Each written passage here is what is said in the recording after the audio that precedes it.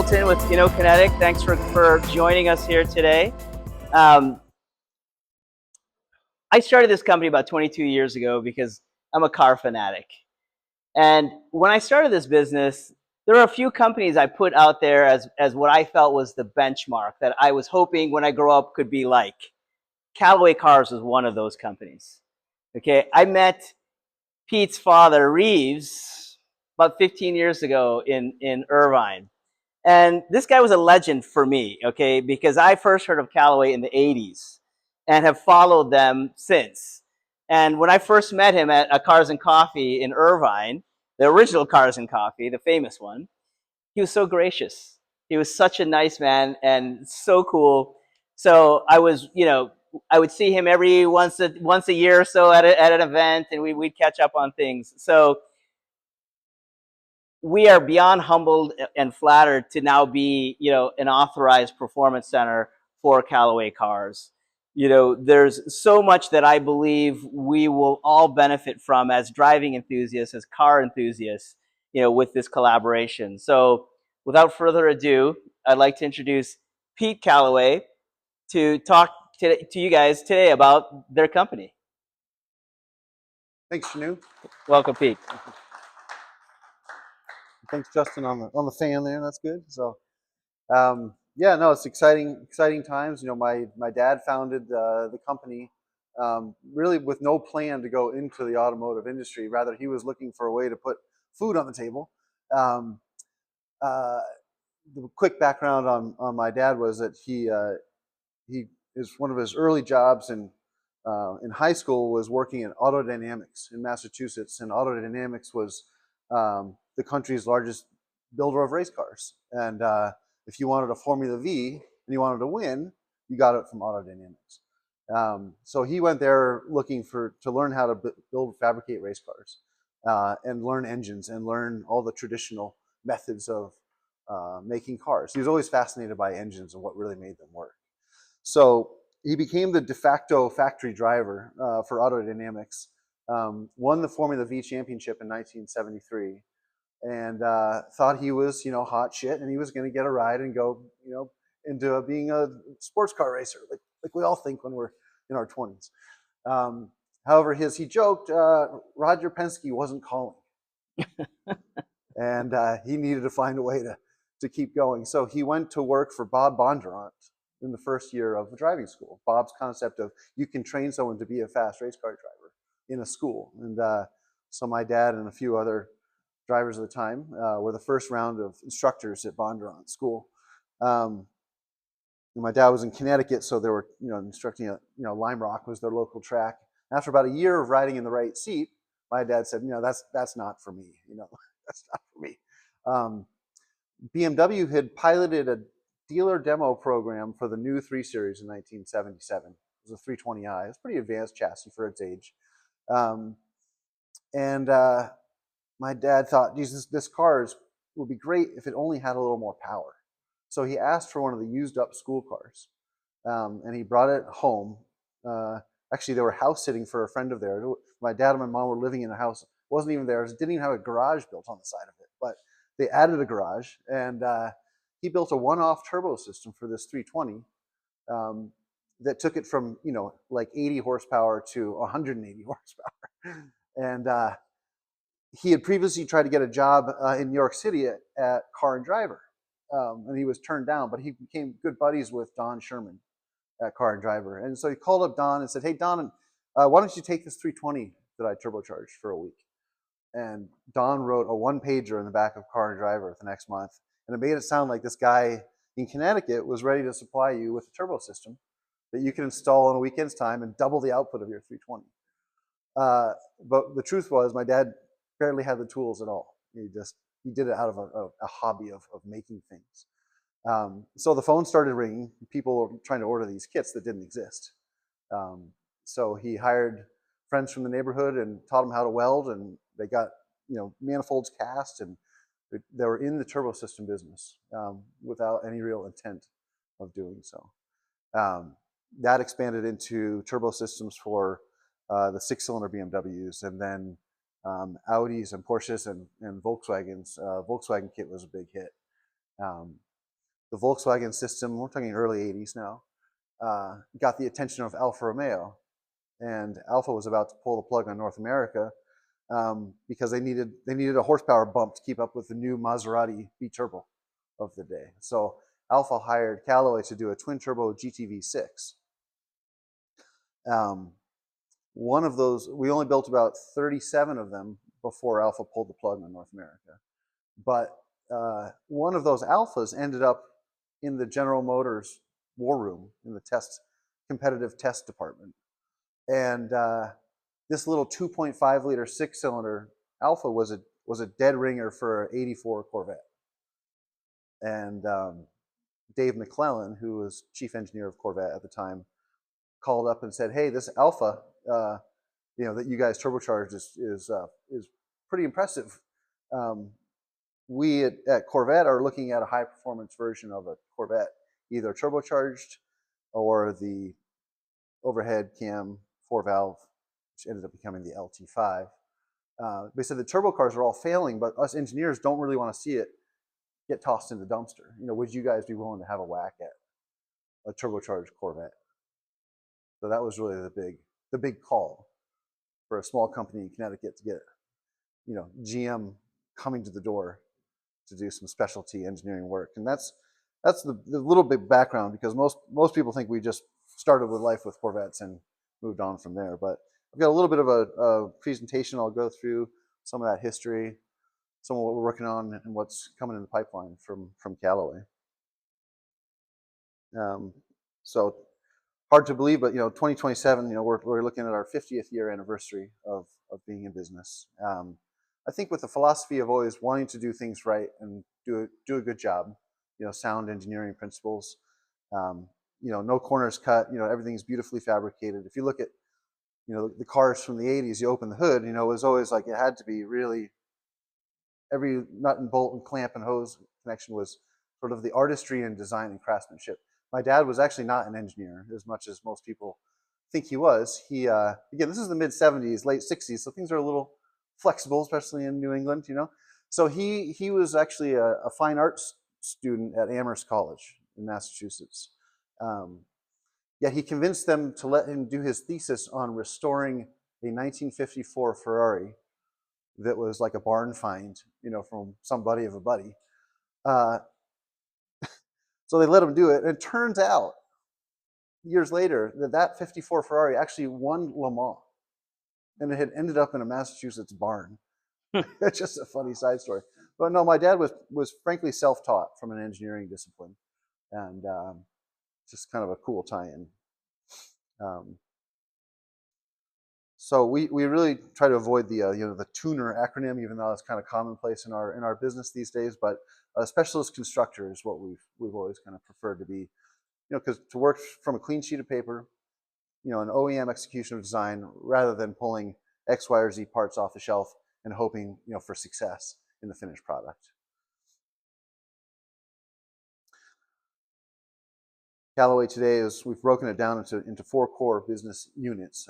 Callaway Cars, the cars that you see out front there, and the ones in process here.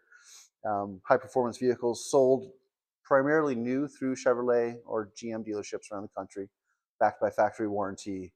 You can finance them. It's a known quantity right off the bat. Callaway Engineering has existed doing OEM contract engineering work, maybe not just in automotive space, but other industries as well. Callaway Carbon, we've along the years of motorsports and this kind of work, we've been specialists in carbon composites. We've now spun that off into its own industry, which is really focused on growing in aerospace and defense markets, not just automotive. And then Callaway Competition, which is based in Germany, has always been our motorsports arm of the company. So the efforts at Le Mans and otherwise, we'll get into a little bit more of that as well.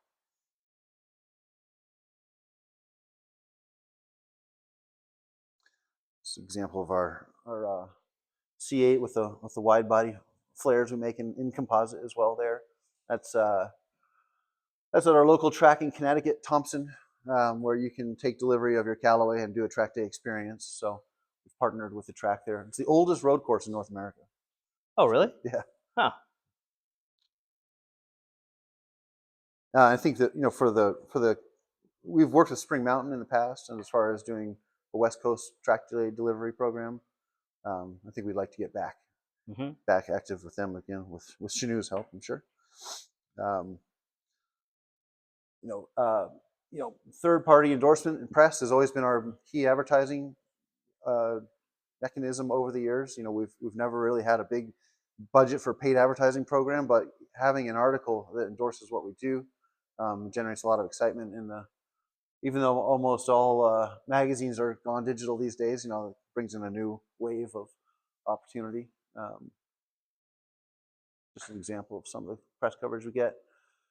More back to the company history. We've worked for many of the big brands you see across the top there. Most people are familiar with the Corvette program that started in 1987. We built 500 twin turbos between 87 and 91. That kind of locked us in at the hip with the GM Association. But we've done projects for Holden in Australia as an engine supply, Mazda Speed, that Protege that was 2003. We built 5,500 turbo systems for installation at the Mazda ports of entry in the US.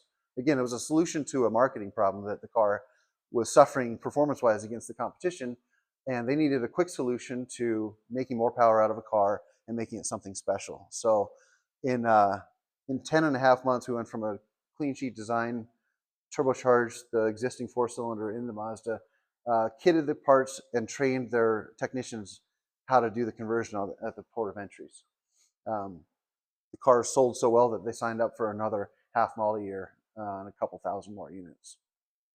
That's one of those programs where people would say, that's not a Callaway car, it's a little Mazda, right? But if you take the heat shield off the exhaust manifold, sure enough, Callaway's in there. So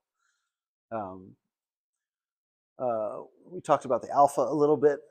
Malibu boats at the time, the Corvette boat was the fastest production ski boat. We supplied all the engines to those programs. And then a lot of the motorsports efforts that start back in the early 90s as well.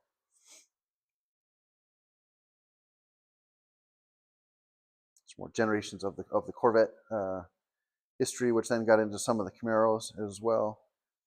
The C12, which is like the silver car outside, that was a special program. Again, that was built for the sake of homologation so that we could be racing at Le Mans. My dad's vision was, as a manufacturer, if you're gonna earn yourself a name, it's gonna be at Le Mans at the world stage. If you can do well at Le Mans, no questions, your credibility is top notch.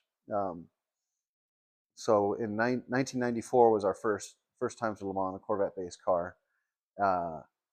And they qualified on pole in GT2 and nearly won the race. Car ran out of fuel in the middle of the night. The driver went non-responsive to the calls.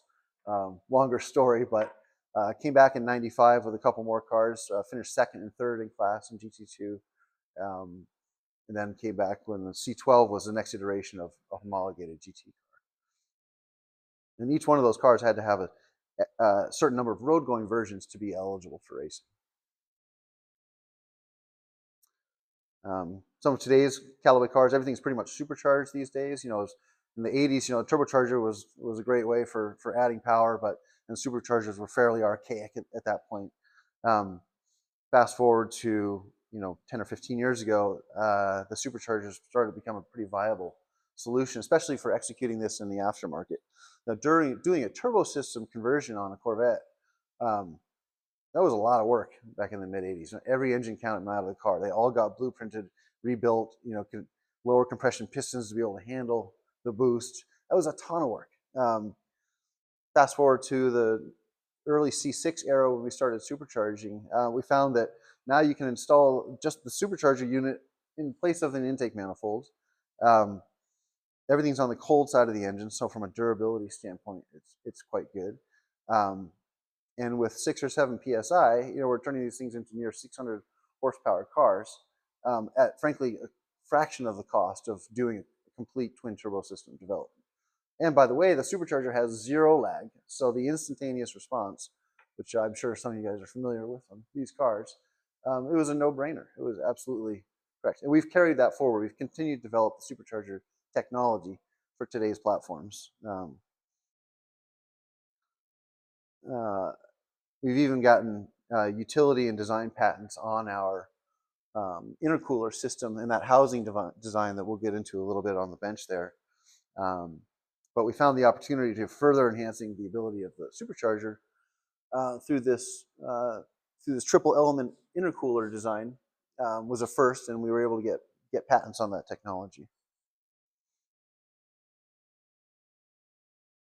We'll dive into a little more when we have that thing flipped upside down. Other examples of the engineering side of what we do. Everything's all originated in CAD. Everything we do starts from the computer screen. We do get GM data from the factory to support what we do. So we know exactly what we're going into before we actually start machining anything or making castings for cars. Connecticut still remains as headquarters for the company, and we have full engine dynamometer testing, machine shop, metal fabrication.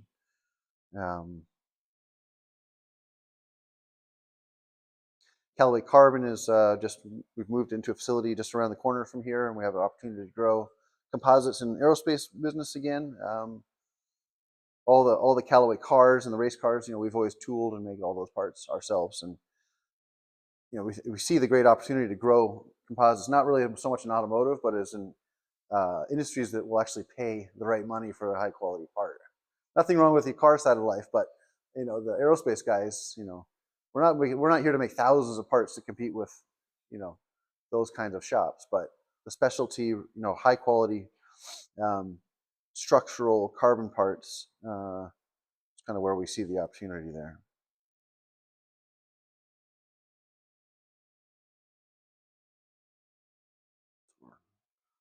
Stuff. We're still tying it into the automotive space because that's where the interest comes from, right? Gets you on the cover of a car magazine. It's still not exactly the aerospace guys, but a lot of the aerospace guys drive Corvettes, we've found. So all the way to the top food chain of Northrop Grumman, all those executives, they're driving Corvettes. So they love to talk about this stuff. We're like, we want to talk about aerospace, and they're like, no, we want to talk about Corvette. But it helps tie it in from the brand recognition. We've got quality certificates on the carbon side.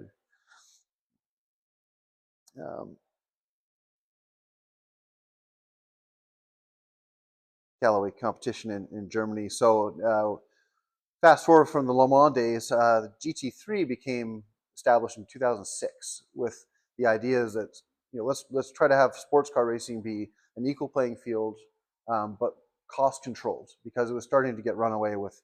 You're trying to compete against factory teams that have this bottomless budget that wasn't making sense for the small guys. So the GT3 was formed by FIA as a way of sort of having a lower cost, that anybody could get a car from a manufacturer that they chose and then go out and have an actual chance at winning a championship. Primarily in Germany, the ADAC GT Masters.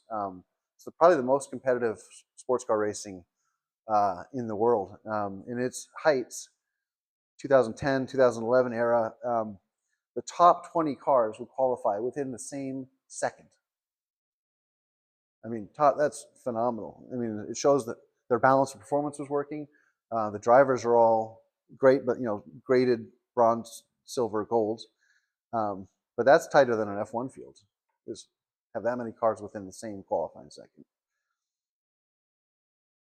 So I think we may have more recognition from the competition side in Europe than we do in North America. And GM has to, manufacturers have to authorize or do it themselves to be the constructor of those cars. So we went to GM. They were already building a Le Mans program, but they didn't have any interest in GT3, mostly because you have to be able to sell it to a customer team and have them run it. And GM had no interest in trying to service customer teams. So we asked them for authorization to be constructor of record, and they gave it to us for C6 and then again in C7. Between those two eras of cars, We actually held more championships for teams and drivers than any other GT3 car in the field, and that's everybody. It's Mercedes and Porsche and Lamborghini, um, and I mean, you name it. We were at the pointy end of those fields.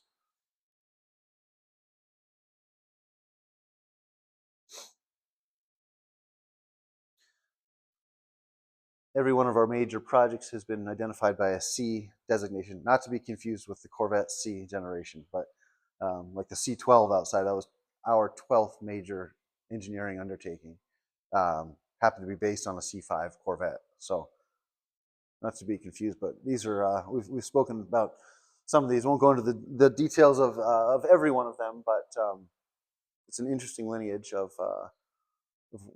from early turbo systems through, I mean, we didn't talk about it. So like, Aston Martin hired us in 1987 to revive, the Virage V8, which wasn't making nearly the power that they wanted it to.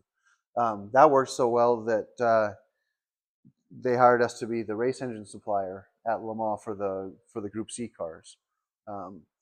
So people, and then there are some road cars that are actually Callaway Aston Martins that never see any of them. Again, most of the GM products are the most forward facing. Callaway C7 is an interesting program. We actually wanted to build our own car from the ground up, and we built it for the new GT1 classification in the late 90s, mid 90s, which was short lived, but it was Mercedes with the CLK GTR, Porsche with the Carrera GT1, and it was Callaway with the C7R. It was a carbon fiber monocoque construction from the ground up. It wasn't a Corvette, but we did utilize the small block Chevy structure for the power plant, knowing that was the best thing for endurance racing, frankly. But we joked that the only thing it shared with the Corvette was the firing order of the V8. Only 2 cars were built, and we raced at Daytona Rolex 24 in '97 as a test for Le Mans. And regulators between Daytona and Le Mans that year decided that this was never going to work. It was too expensive, and there was too few participation from manufacturers. So we're going to cancel GT1, and we're going to focus it more on production-based road cars, which is why we shifted to the C12 program. But we did build a complete with a plan to become building C7s for street cars as well, but derivative of the race cars. However, it was ill-timed, and but 2 of those Callaway cars do exist at a collection in Florida.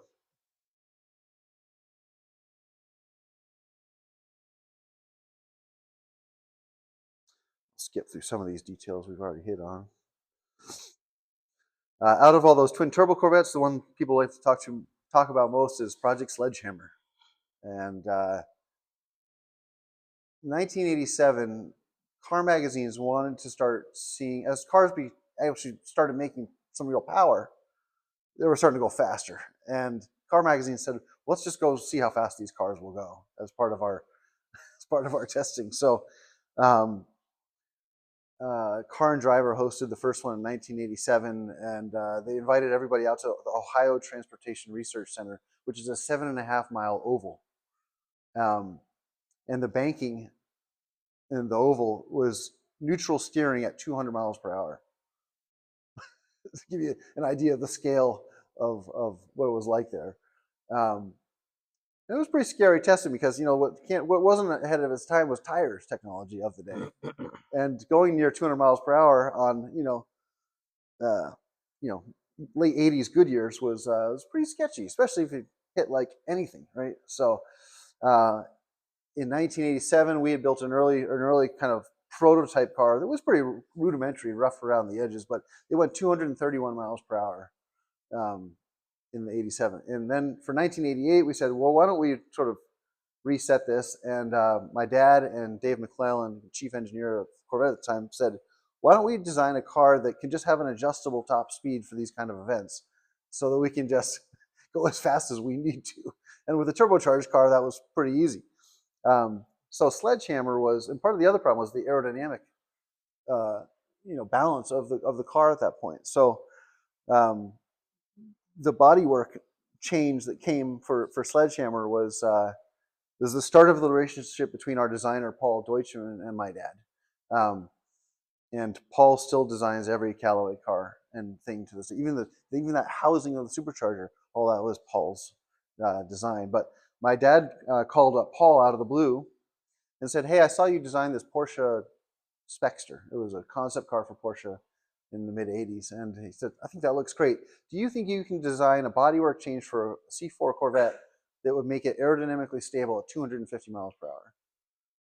And young designer Paul sort of took a deep breath and said, "Sure, we can do that. We can do that."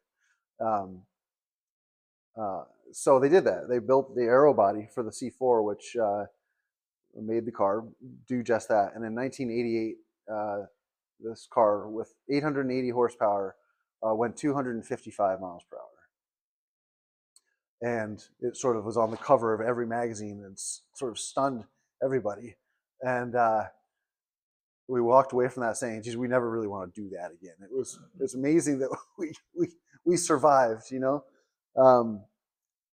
Thankfully, the relationship with GM got us some pretty key help with that, and tires were one of those. The guys from Goodyear developed, they built 8 special tires that they say were good for 300 miles per hour.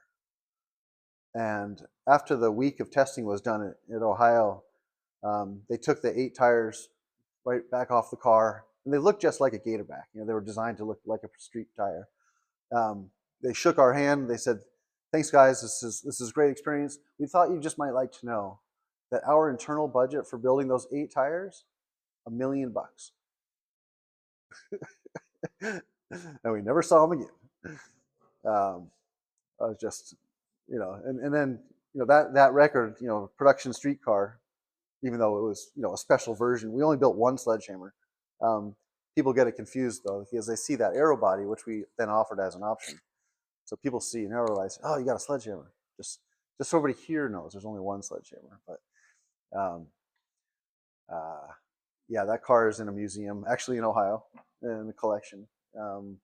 It comes out for Corvette events around and Corvette museum and such. But that really put Callaway on the map with Corvette and GM, and it took Bugatti, I don't know, 25 years to go 257 with the Veyron Supersport.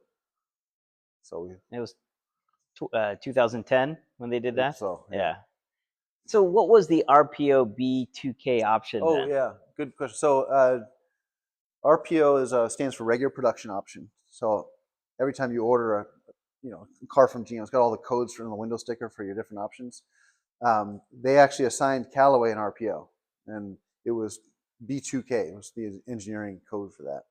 And they did that mostly for the sake of tracking warranty incident. They said, this is the first time we're going to build a really high horsepower car and give it to just anybody in the hands of what's going to happen to these cars. Will they be basket cases that get thrashed and put away wet, or are they going to be well taken care of? And it was, they were well taken care of. But GM mostly wanted to build these 500 cars to track what warranty incident would be like on a high performance version of a car. So B2K, and so that's sort of the insiders know of if it's got B2K in the glove box store, you can see it was really a real original Callaway car. But we're the first company outside of GM to be ever issued an engineering RPO. And we've actually kept it active on special projects even through today. So that's a good question. Thank you.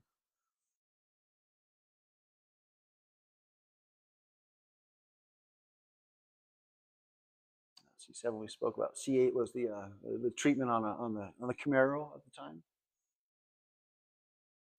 Callaway SS, the Impalas. We did a supernatural variant of about 27 of those vehicles. Talked about the ski boat. Actually, Land Rover hired us in '99 to again kind of help revamp. Why aren't the engines making the power they're supposed to be? These V8s that Range Rover was using was the old Buick tooling, and they were worn out and they weren't making the power. And so we sort of did a blueprint of everything and got The engines that were supposed to be making 240 horsepower were coming in about 175, 180. So they did it. They decided to do a special variant, 220 units, branded as Callaways, the most expensive Range Rover sold to date. Uh, each dealer got maybe one or two of them, and they were all sold before they landed there.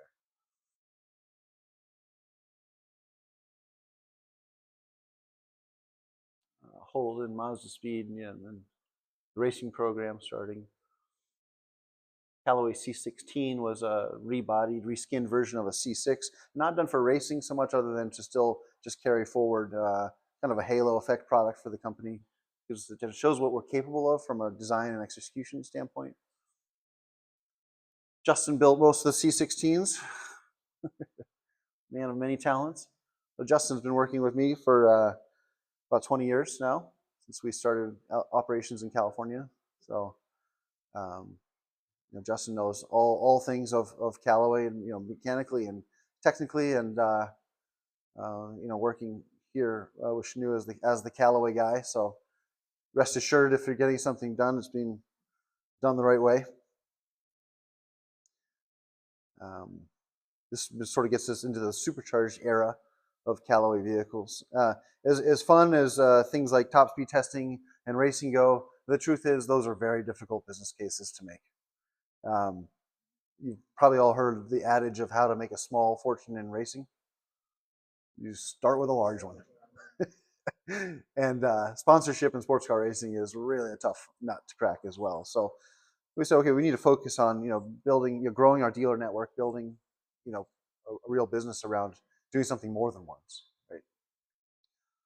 And again, back to being sure that we're spending a lot of time up front in the engineering design phase, so that once the product is out and is ready, then you can productionize it and turn it into something you can do over and over, basically following an assembly manual, rather than having each car need some special attention or thing. That's not our focus.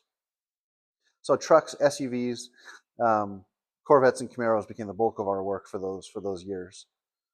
The Aero Wagon was kind of a cool design project. We always thought, the idea of a shooting brake as two-door sports car, harkening back to coach builders of the eras, would be a fun project. So when C7 came out, Paul and my dad had actually already stylized what a C6 Corvette would look like as a shooting brake.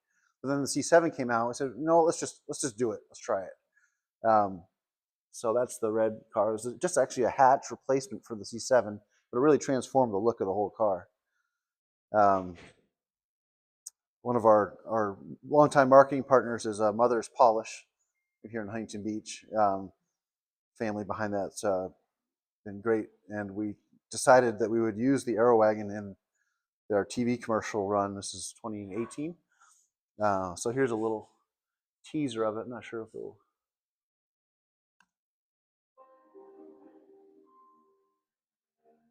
What is speed? Is it 0 to 60 in 2.7 seconds? Is it being low to the ground, slippery, and cutting through the air like a knife? Or maybe it's 757 horsepower, blasting you down the track like a bat out of hell. Let's agree on two things. Speed is what gets you there faster. And speed always leaves a smile on your face.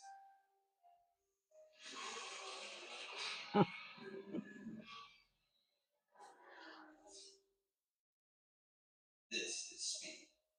High performance car care from Mothers. Well, some days we get to have fun out at the track too. So, but it's a great opportunity. That was the year that they took over.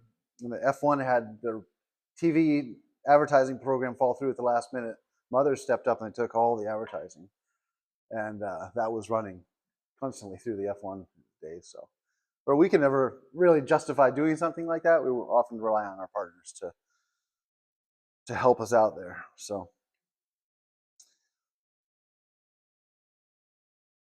More of the racing efforts. some cool artwork done by Dennis Brown, who did a lot of those technical drawings back in the road and track era days. All those really nice done drawings. Most of them were done by Dennis Brown. We became friends with him through those years, and we've hired him every few years to do anniversary artworks. What's the product look like today for Callaway? Most of what we're talking about, but C8. I know we've got a great supercharger package for the C8. It's 687 horsepower. 0 to 60 in 2.67 seconds. Fully retained GM warranty on out of the box. That's been applied to the E-Ray now as well. So add 160 horsepower to the front axle. You're talking about 847 horsepower combined total off the showroom floor. Essentially 2 seconds flat, 0 to 60. All-wheel drive Corvette. It's pretty cool, and we're pretty grateful to still be able to do the stuff that we do in today's environment. Got the new Cadillac Blackwing that's probably saw out front there, which is interesting. We're taking a car that comes factory supercharged, and we've found improvements otherwise by replacing the little factory supercharger with our 3-liter unit. And we're making 100 more horsepower than the factory, but still compliant, warranted, very perfect drivability. Sacrifice durability in that? No, we're pretty careful. That's a great question. We go through a lot of durability testing to make sure, because some people say, well, geez, this guy's making 1,000 horsepower. Why can't I have 1,000 horsepower? It's like, okay, well, you got to keep in mind that the rest of the drive line's got to stay intact in this car, right? We're not here to end up with a hand grenade in the customer. So we're very careful to say, okay, this is why it's only 780 horsepower, is because sure, driveline, clutch, differential integrity has got to still remain like factory. So can you make more power? Yes. I mean, frankly, turning up the boost is kind of the easy part these days. Having it be, again, compliant, drivable, reliable, and something that's going to be worth something down the road, rather than, oh, you messed with your Cadillac and now that thing's right. So that's of utmost importance to us, is that we're doing things sensibly and not exceeding kind of what we call the engineering headroom built into the car. So yeah, that's why we spend quite a bit of time in development before releasing a product into the marketplace. The trucks and SUVs is a natural fit because the base V8 engine is the same dimensionally. So the supercharger technology applies very well. And GM, short of the Escalade V, they've never offered a supercharged truck or an SUV when others in the market have. So that gives us a place to exist, frankly, as you can have a high-performance version of your full-size truck.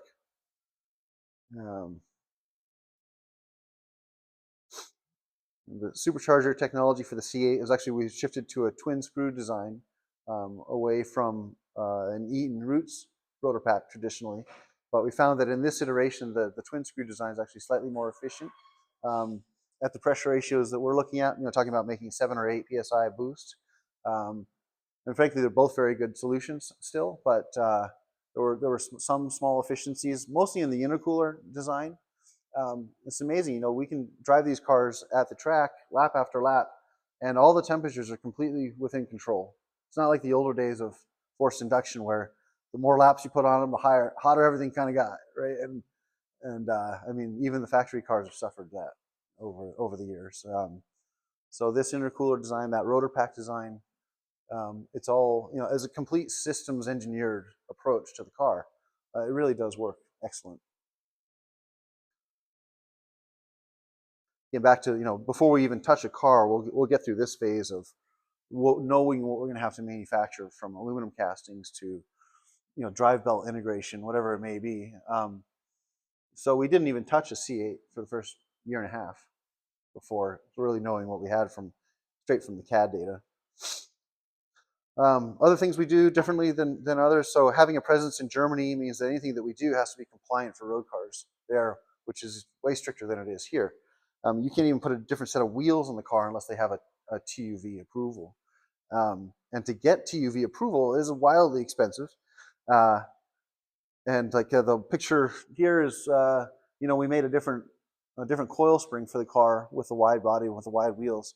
So we had to go test it at like 150% of maximum load for the chassis and still prove that it wouldn't fall apart. Same with the wheels. These wheels have been through fatigue testing, cycle loading, 1.8 million cycles on these wheels, and then they're evaluated for any fatigue or cracks. We do that with OZ as one of our wheel partners in Italy. That's on the C8 forged wheel. A little different than most, U.S. aftermarket kind of approach is machine a one-off wheel and put it on the car and let's hope it's all good, right? It's another variation of the Blackwing. You can get this in a 6-speed manual still too, which is I'm all about. Kudos to GM for doing that, or a 10-speed automatic, which is frankly probably quicker in a straight line, but whatever floats your boat in that sense.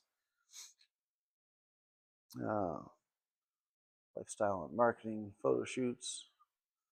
Got a new pickup truck program that's slightly lifted, and also one that's slightly lowered. Street performance sport trucks making a resurgence.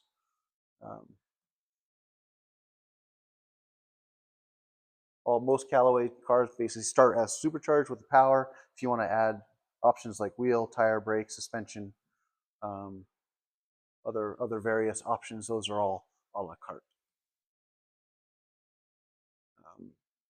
Get back to all Callaway cars are covered by 3-year 36,000-mile warranty that aligns with the GM vehicle warranty. Your car goes into the GM system, your VIN number is recorded as a Callaway. So if you end up at a dealership that's not a Callaway dealer, if they pull up the VIN of the car, okay, it's flagged as it's not a warranty block like most modified cars would be. Here's our first delivery of an E-Ray last week up front. And early shots of my dad, Reeves, in the Formula V car, and he bought the first Bridgeport, and he was milling the castings himself, out in the shop, and it was a true passion for him, and I'm happy to get to carry that on. So,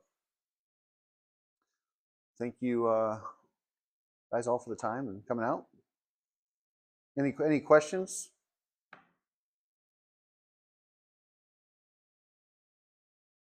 Justin? Are kits still available for the model? See that you have like an old C4, C5, you want to bring it back to restoration? Yeah, that's a great question. I mean, we've discussed that quite a bit because part of our business is it's mostly building turnkey automobiles.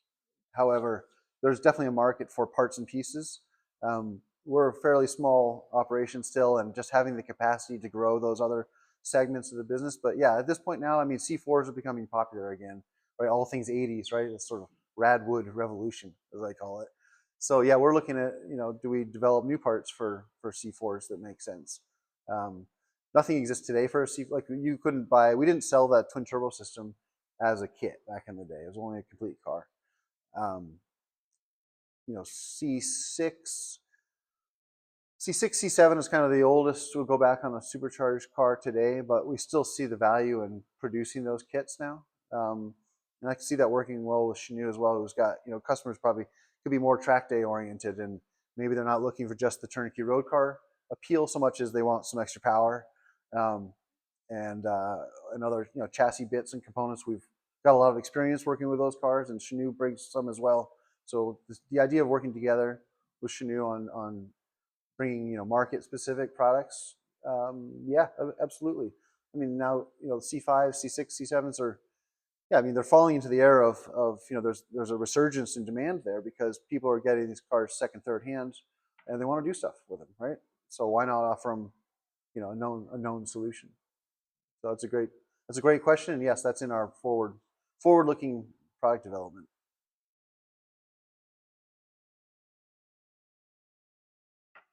You had mentioned Callaway Carbon and getting into defense. Any of your defense programs? Any new defense programs? Yeah. That we can speak about? Yeah. No. Well, really kind of just getting back into that market right now. So we do some metal machining for that industry as well in Connecticut facility. But the carbon side of defense, mostly it's aerospace right now. And some of those, we don't even know where they go as far as what the part is. But may be one of those one trip parts. um, but yeah, so that's it's always interesting. It's amazing the amount of money and technology is going into the defense programs. Is very, very interesting. So, yeah. Well, any other questions, guys? Well, thanks for coming, huh? In the Camaro? Oh, the supercharger? Oh, well, let's take a look at Yeah, this. yeah. Come on up. Let's take a look at the supercharger. Yeah. Talk us through that. So this is a great example that we happen to have going for the Camaro. Let's see. It's on wheels, yeah. So we talk about triple cooled intercooler elements. Traditionally, in a positive displacement supercharger like this, you've got the air incoming into two intersecting rotors that are basically an air pump, and that's producing your positive pressure. Now, anytime you compress an air, the temperature goes up. Right? That's the gas law, and combating that is intercooling, is trying to bring the inlet air temperature down as much as possible so that your charge is as dense as possible to make as much power as possible. Any turbo system, supercharger, various types of superchargers, the enemy has always been that inlet air temperature rise. Might look great on one pole of the dyno, but let it sit there and heat soak and do it 10 times. All of a sudden, all that extra power you just got has pretty much been thrown out the window. So what better can you do than to manage that inlet air temperature rise? So typically you'd have one intercooler brick on the way out of that rotor pack before it goes into the engine. We took it a step further. I might need Justin's hand here. Flip this thing upside down.